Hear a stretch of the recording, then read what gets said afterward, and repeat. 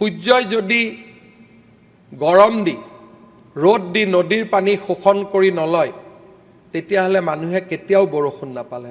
সূৰ্যৰ গৰমত আমি কষ্ট পাওঁ, কেতিয়াবা সূৰ্যক গালিও পাৰো, কিন্তু গৰম এই কাৰণে হয় সূৰ্যই জানে খেতি পথাৰৰ কাৰণে মোক এতিয়া পানী দিব লাগিব, আৰু সেই কাৰণে পানী শোষণ কৰি লৈ যায়, মেঘৰ সৃষ্টি হয়, মেঘে আকৌ বৰষুণ দি আমাৰ পৰা লৈ যোৱা পানী আমাকে উভতাই দিয়ে। টকা ক'ৰ পৰা নাহে?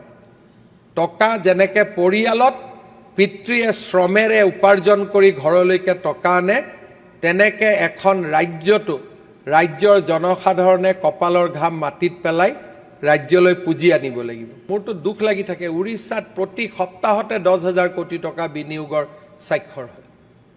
মোৰ ৰাতি টোপনি নাহে।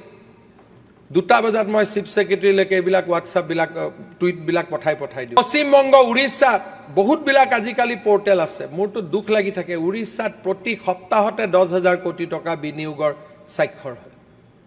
মোৰ ৰাতি টোপনি নাহে। 2টা বজাত মই চিফ ছেক্ৰেটাৰীলৈকে এইবিলাক হোৱাটছআপবিলাক টুইটবিলাক পঠাই দিওঁ।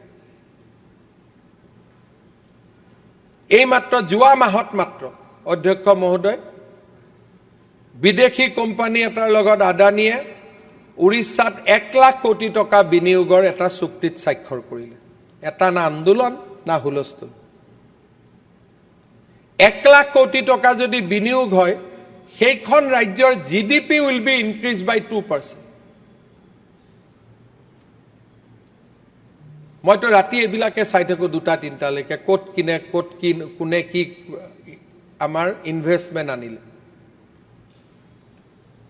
আমাৰ দৃষ্টিভংগীৰ পৰিৱৰ্তন হ'ব লাগিব। বিধানসভাত যদি ভাবোঁ যে নহয় ক'ৰবাৰ পৰা টকা আহে, টকা ক'ৰ পৰা নাহে?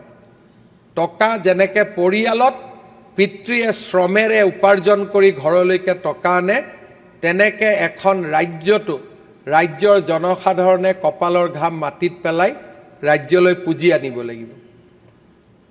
চব লাগে আমাক, কিয় নালাগে?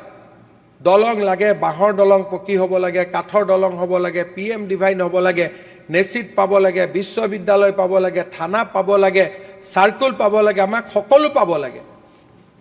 কিন্তু আমাৰ ৰাজ্যখন যদি বিকাশ নহয়,